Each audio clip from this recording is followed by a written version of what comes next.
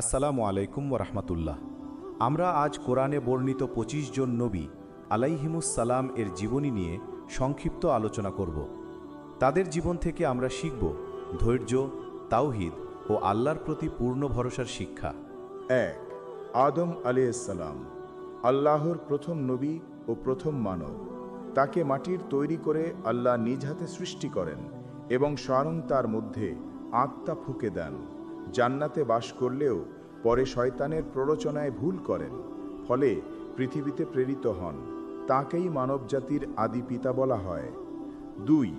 ইদ্রিস আলাইহিসসালাম, তিনি ছিলেন প্রথম নবীদের একজন এবং অত্যন্ত জ্ঞানী। সেলাই ও লিখন শিল্পের সূচনা তার হাতে। কুরআনে বলা হয়েছে তিনি সত্যবাদী নবী ছিলেন। সূরা মারিয়াম ৫৬। ৩. নূহ আলাইহিসসালাম, আল্লাহ তাকে এক অবাধ্য জাতির কাছে প্রেরণ করেন। ৯৫০ বছর দাওয়াত দিলেও অল্প কিছু মানুষ ঈমান আনেন। আল্লাহর আদেশে নূহ আলাইহিসসালাম নৌকা নির্মাণ করেন। মহাপ্লাবনে কাফিররা ধ্বংস হয়। ৪. হুদ আলাইহিসসালাম, তিনি আদ জাতির নবী ছিলেন। তারা অহংকারী জাতি ছিল। হুদ আলাইহিসসালাম তাদের এক আল্লাহর ইবাদতের আহ্বান দেন, কিন্তু তারা অমান্য করে ধ্বংস হয় প্রবল ঝড়ে। ৫. সালেহ আলাইহিসসালাম, তিনি সামুদ জাতির নবী।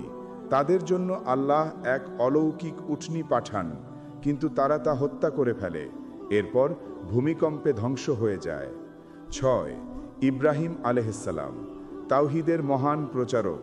তিনি কাবা শরীফ নির্মাণ করেন ইসমাইল আলাইহিসসালামের সাথে। অগ্নিকুণ্ডে নিক্ষিপ্ত হলেও আল্লাহ আগুনকে ঠান্ডা করে দেন।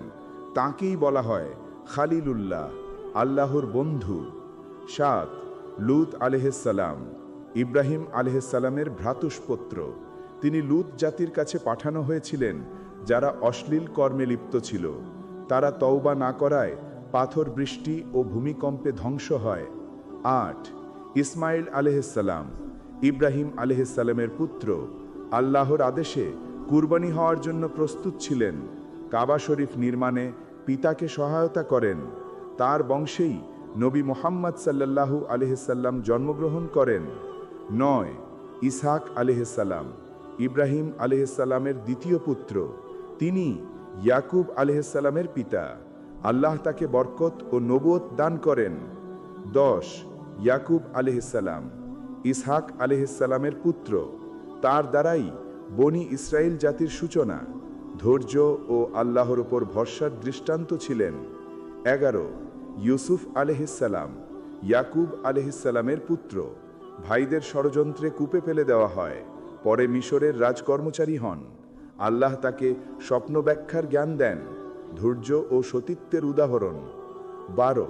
শুআইব আলাইহিসসালাম, তিনি মাদিয়ান ও আয়কাহ জাতির নবী।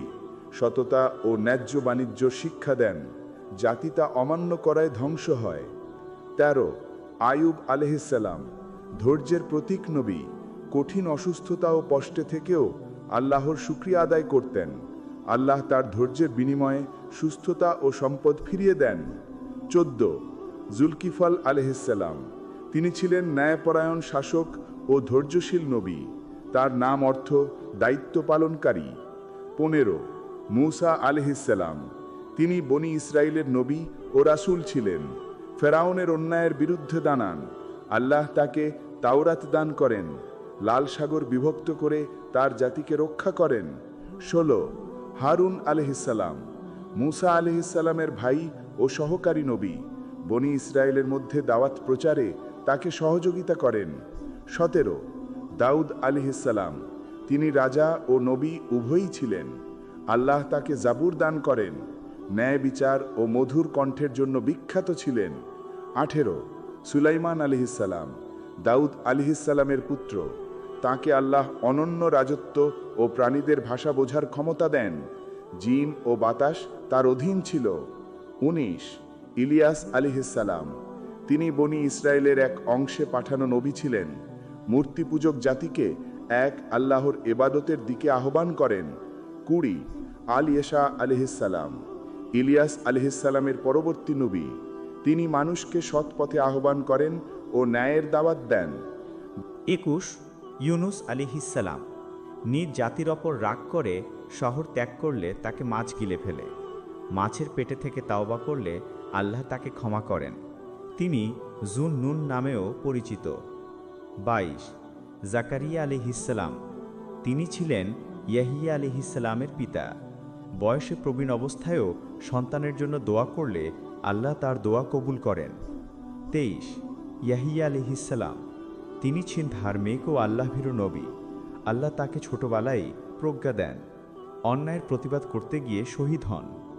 24 ঈসা আলিহিসাল্লাম, তিনি দিনা পিতার জন্ম নেন মাঝহাবি মারিয়ামের গর্ভে। আল্লাহর আদেশে মৃতকে জীবিত করতেন ও অন্ধকে সুস্থ করতেন। ইঞ্জিল তাকে প্রদান করা হয়। 25 মুহাম্মদ সাল্লাল্লাহু আলাইহি ওয়াসাল্লাম, আখিরি নবী, মানব জাতির জন্য রহমত। তাকেই আল্লাহ সর্বশেষ ও পূর্ণাঙ্গ জীবন বিধান কুরআনুল করিম দান করেন। তার জীবনী সমগ্র মানবতার জন্য আদর্শ।